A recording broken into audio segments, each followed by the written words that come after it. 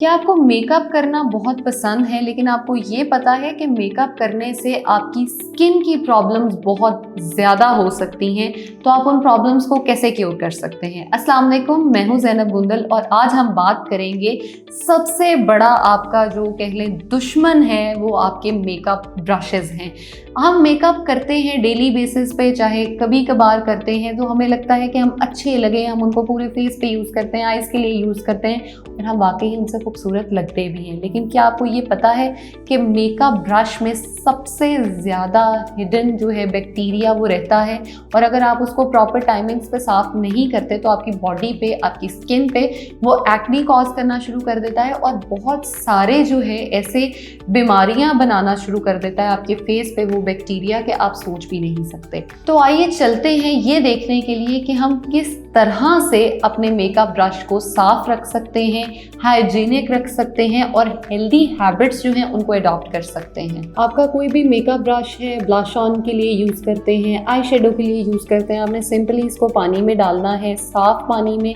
उसके बाद आपने इसको प्रोडक्ट में डाल के अच्छी तरह से जो है वो घुमाना है। आप देख सकते हैं कि जब हम पानी में डाला था तो हमें लग रहा था कि हमारा ब्रश बिल्कुल साफ़ है, लेकिन हम देख सकते हैं कि प्रोडक्ट के साथ